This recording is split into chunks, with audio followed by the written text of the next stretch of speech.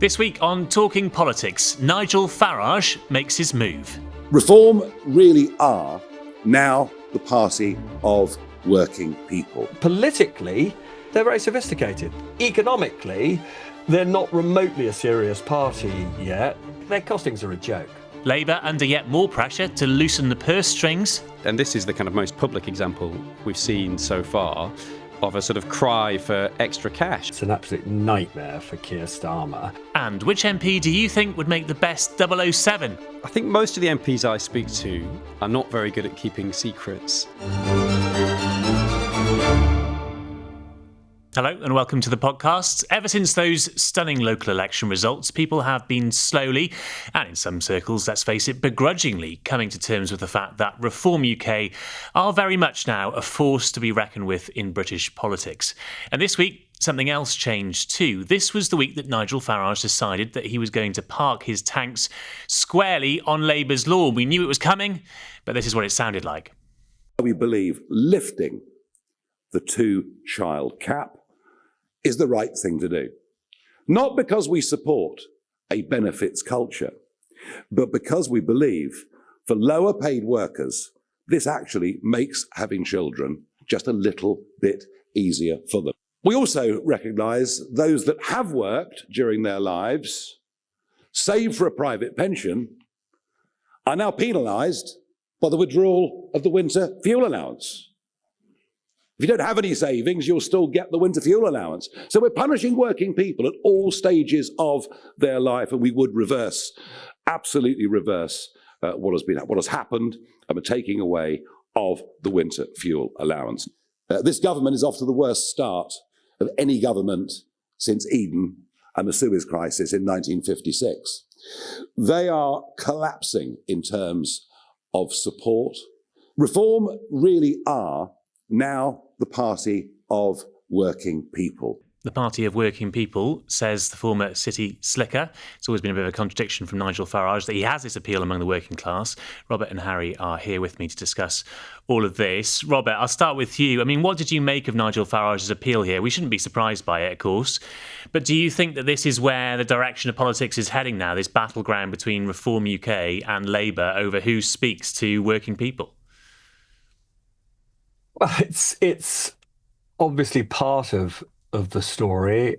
I mean, I suppose what I felt more generally when watching Farage, quite apart from the fact that he is so much more at ease with himself when delivering a long speech of that sort, but I thought the main thing that struck me is he has a story to tell about the future of Britain.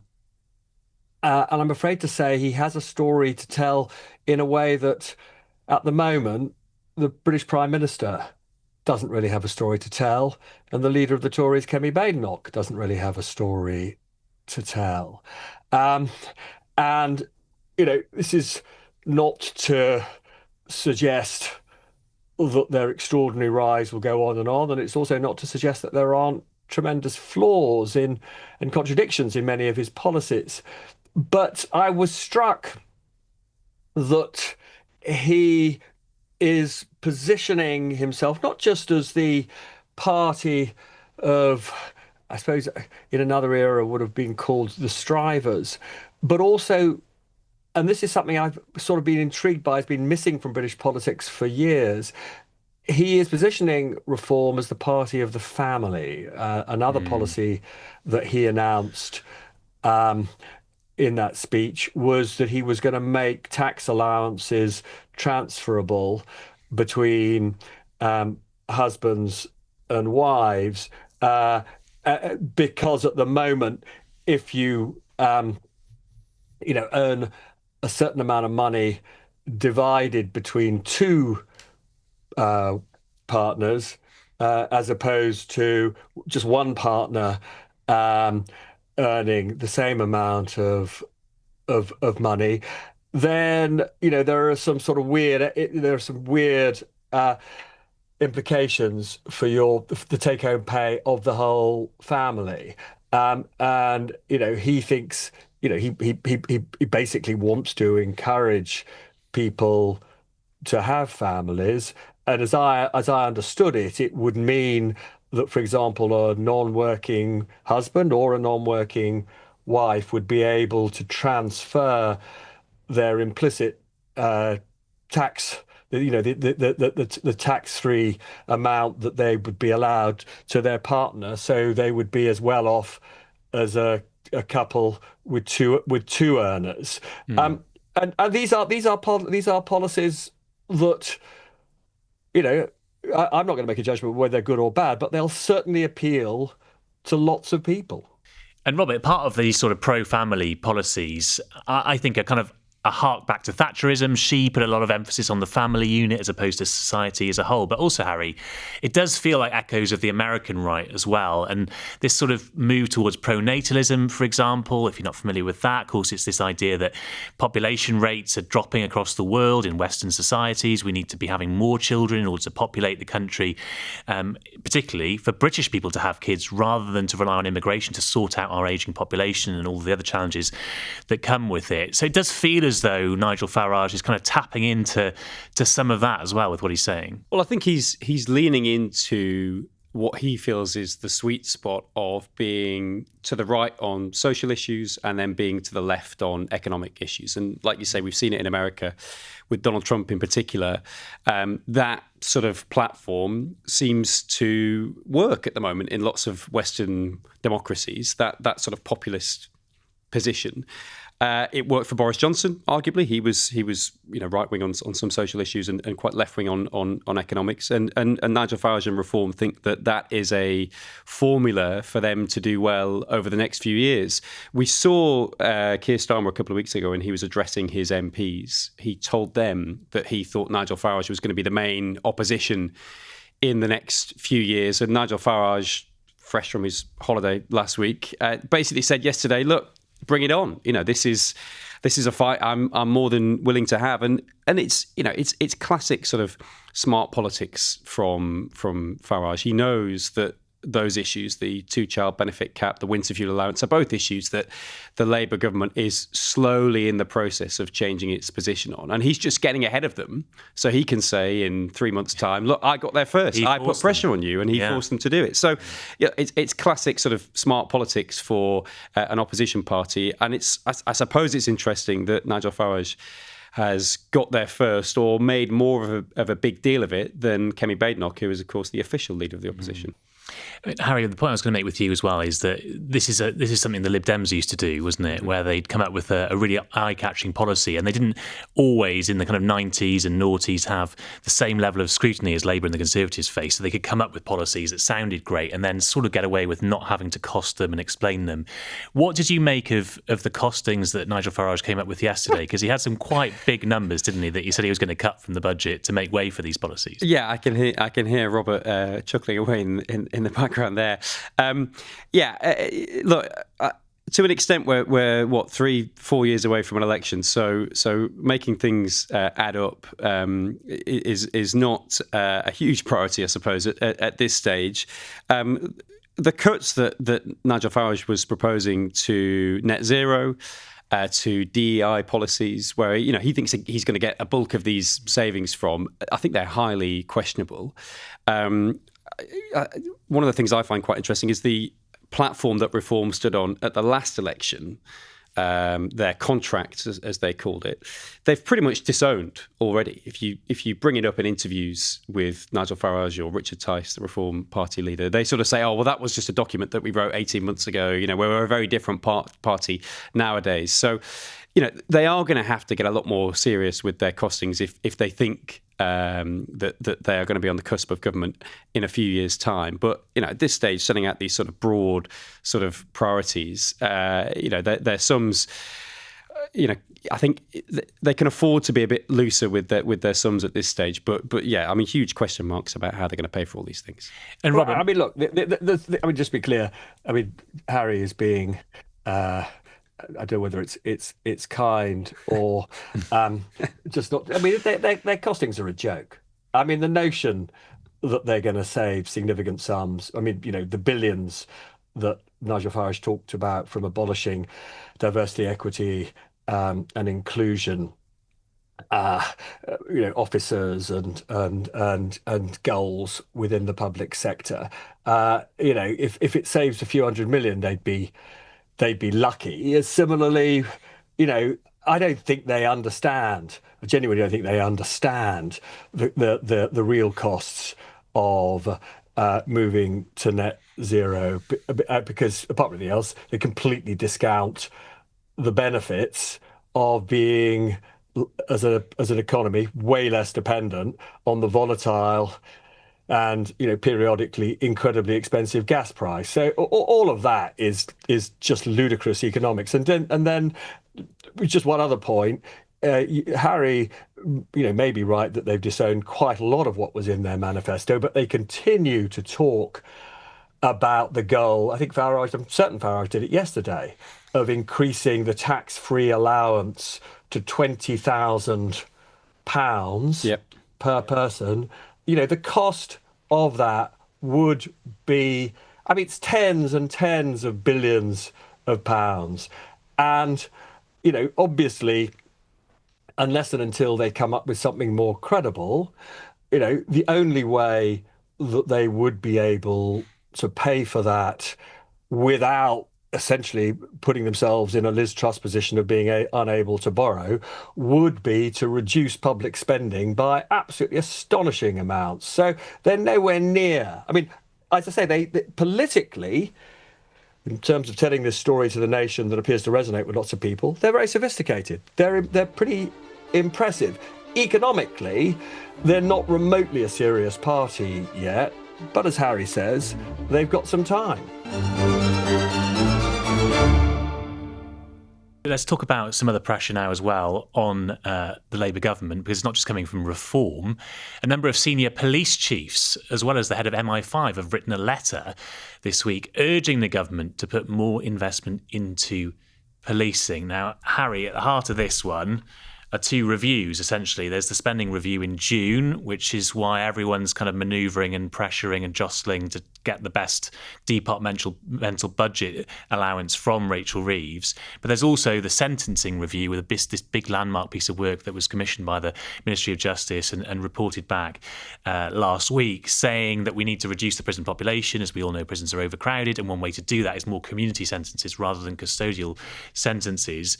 And as I read it, police chiefs are essentially saying they disagree with that sentencing review. The sentencing review at its core argues that putting people in prison actually increases reoffending if they're on short sentences, whereas police chiefs are saying, well, if you release them, we think they're going to reoffend. That puts more pressure on policing. We need more money, therefore, to deal with it. Yeah, I thought this was quite a punchy letter from the police chiefs, and very political too. They linked everything back to the Labour government's priorities and pledges that they made before the election about trying to halve knife crime, about trying to halve crime against women and girls, and basically said, look, if you want to achieve these things, and if you want to achieve your objectives that you've set out in this sentencing review, you need to give us more money. And you're completely right that the political context of all of this is the spending review that's coming up in early June. And every government department now is either privately making the case to the Chancellor of the drastic spending cuts they'll have to make if she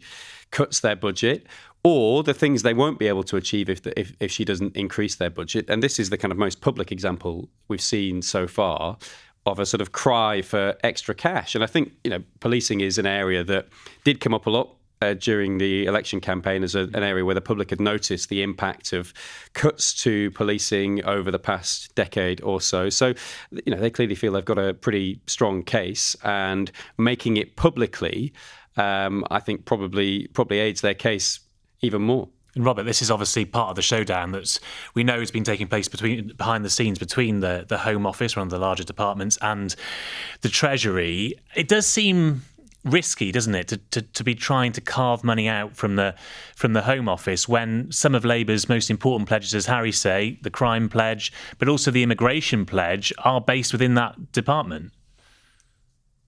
Yeah, look, this was really red in tooth and claw politics by the police. It's an absolute nightmare for Keir Starmer.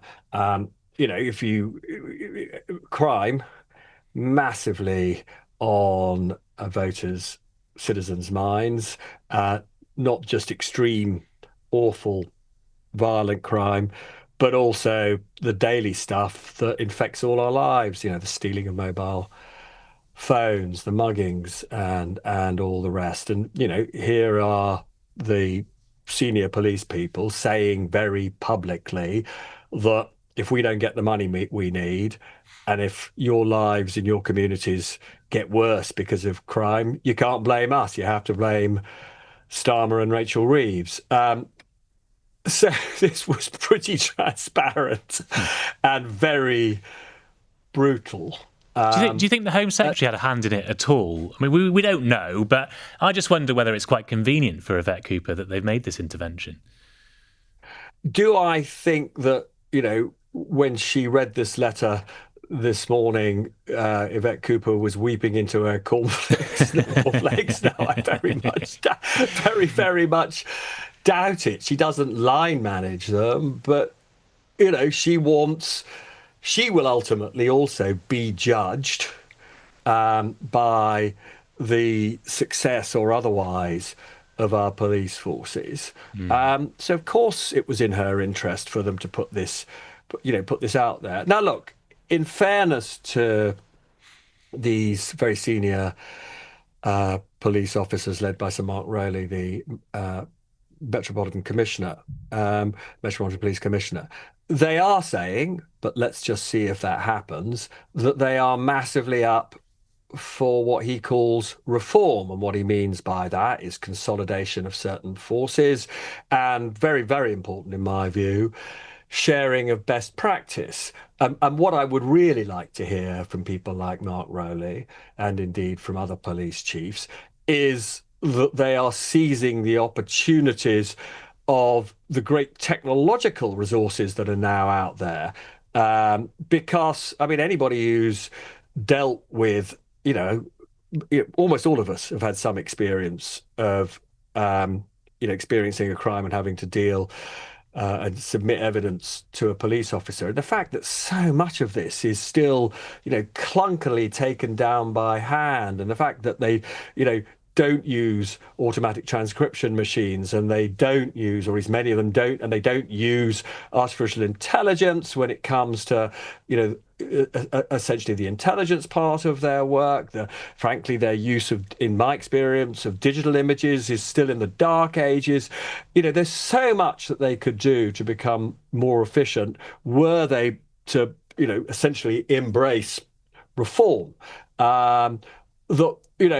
With a sort of one-off increase in money, it's a bit like what's going on in the, what appears to be going on in the health service, we hope is going on in the health service, that their productivity could increase through the roof. So I say the one positive side was he said he was up for reform, but he didn't go into very much detail. All right, well, we talked about police, we talked about MI5. There is sort of a tenuous link here to MI6 because the Lib Dem leader, Ed Davey, is become known, of course, for his wild political stunts, not one to be shaken by an assault course or a bungee jump. But in his new book, Why I Care, the Lib Dem leader has revealed he nearly took a job with MI6 and even signed the Official Secrets Act, but couldn't quite be tempted away from his precious Lib Dems. So my final question to you both for today is, if it's not Lib Dem leader Ed Davey who'd make the best James Bond, which MP do you think would make the best James Bond?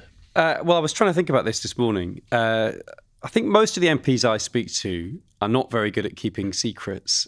So probably none of the ones that I speak to that often. I've written down Alistair Cairns, who's the Veterans Minister, who last week climbed Mount Everest. It's very impressive. I think he would do quite well in the Secret Service. And then Dan Jarvis, who's the Security Minister. Served in Afghanistan. He runs marathons regularly, pretty fit guy. So he too, I think, would be a decent choice for the Secret Service. The best I could come up with before we ask for Robert is the former MP, Johnny Mercer, because it's just such an obvious choice, isn't it? Former Veterans Minister as well. There's a bit of a Veterans Minister theme going on here. Robert, who have you got down? So much of modern spy work is just not James Bond. I mean, What? Johnny Mercer was, somebody who saw terrible things when he was on active duty. But so much of what spying is about now is about analytical abilities and processing. It's making sense of the dizzying amount of information, particularly digital information that's out there. As somebody who assumes, not that I've had a formal formal diagnosis, that I am somewhere on the spectrum. What you've got to look for are, frankly, the MPs who are most obviously on that kind of spectrum. So answers on a postcard, please. Have you ever been tapped on the shoulder, Robert, by MI6 or MI5? So I went to the kind of college where there was a recruit. There was a particular fellow who recruited for MI6. But I think, these were, well, I'm going to say this in a way to... I feel like this is a yes. No. I'm going to say the opposite. I mean, I was a North London Jew at an Oxford college at a time where there weren't that many North London Jews in MI6, so I never got the tap. Yeah. Okay. Well, they missed out on a great brain there. Robert, thank you. Not sure about that. Like many of the MPs that Harry mentions, I do love a good gossip. So question: would I be able to keep all those secrets? Question. All right, Robert, thank you. Harry, thank you very much as well. You didn't ask me. What? Have you been tapped? Yeah. Go on then, have you? No, of course not. But, I would like to be considered by Paul at least. Come on. You didn't ask me. Yeah, true. Right, that's all for now. Tell us. No, I haven't been tapped, no. Well, no, I think basically journalists probably make absolutely SH1T spies. So maybe the system is working. All right, guys, thanks a lot. That's all for now. We'll be back on Friday for our Talking Politics Q&A. And if you have a question for the team, you can get in touch, of course, on social media or by email at talkingpolitics@itv.com. And if you haven't already subscribed on YouTube or any podcast platform to make sure you never miss an episode, please do that as well. Thanks so much for joining us.